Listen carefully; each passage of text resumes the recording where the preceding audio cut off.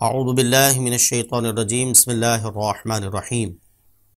انشاءاللہ آج ہم وضو کے فرائض سماعت کریں گے۔ وضو کو بڑی اہمیت حاصل ہے کیونکہ نماز سے قبل وضو کا ہونا لازمی ہوتا ہے۔ وضو درست ہوگا تو نماز درست ہوگی، اور پھر وضو کے اندر بہت ساری برکات بھی رکھی گئی ہیں کہ اعضائے وضو پر جب پانی بہتا ہے تو جہاں جہاں پانی گزرتا ہے وہاں وہاں کے گناہ بھی جھڑ جاتے ہیں۔ تو اسے ایک بات ہمیں یہ بھی پتہ چلی کہ جب گناہ جھڑ رہے ہیں وضو کرنے سے تو بیماریاں بھی ضرور جھڑیں گی۔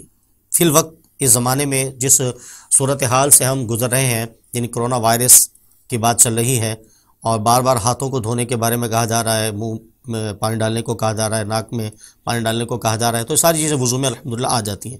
تو اس یقین کامل کے ساتھ ہم وضو کریں کہ جہاں وضو سے گناہ جھڑ رہے ہیں انشاءاللہ وہاں بیماریاں بھی جھڑ جائیں گی۔ تو ہمیں وضو کے فرائض کو سامنے رکھ کر وضو ادا کرنا چاہیے تاکہ ہمارا وضو کامل ہو جائے۔ وضو میں 4 فرض ہوتے ہیں۔ پہلا فرض چہرے کا دھونا، پورا چہرہ، یعنی بال جہاں سے اگتے ہیں وہاں سے لے کر تھوڑے کے نیچے تک، ایک کان کی لو سے دوسرے کان کی لو تک یہ چہرہ ہے، اس کا دھونا پہلا فرض ہے۔ دوسرا فرض دونوں ہاتھ کوہنیوں سمیت، یعنی بازو جسے ہم کہتے ہیں، دونوں ہاتھ دھونے ہیں۔ تیسرا فرض چوتھائی سر کا مسح کرنا ہے۔ پورے سر کا مسح سنت ہے لیکن چوتھائی سر کا مسح کرنا فرض ہے۔ اور چوتھا فرض دونوں پاؤں ٹخنوں سمیت وہ دھونا ہے۔